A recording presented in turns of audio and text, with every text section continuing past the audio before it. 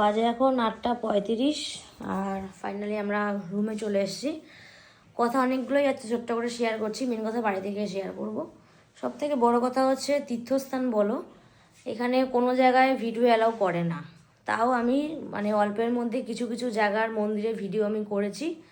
আর সব থেকে যে মায়াপুরে যে মেন মন্দিরটা, তার ভেতরে সন্ধ্যা আরতি, সেটা ভিডিও করা যায় না। এবার আমি জানতাম না এসব নিয়ম, এখানে এসে জানলাম ফোন জমা রাখতে হয়।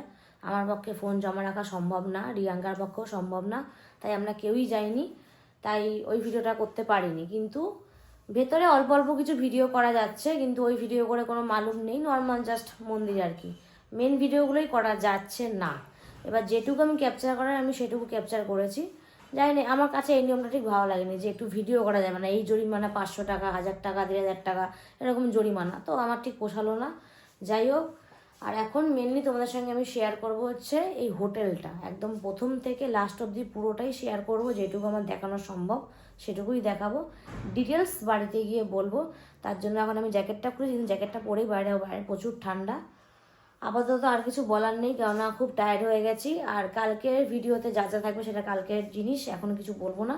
এখন মেনলি পুরো হোটেলটা তোমাদের সঙ্গে শেয়ার করবো, কি নাম, কেমন দেখতে, সব কিছু শেয়ার করবো, কোথায় কোথায় কী কী আছে না আছে। চলো বাইরে যাওয়া যাক।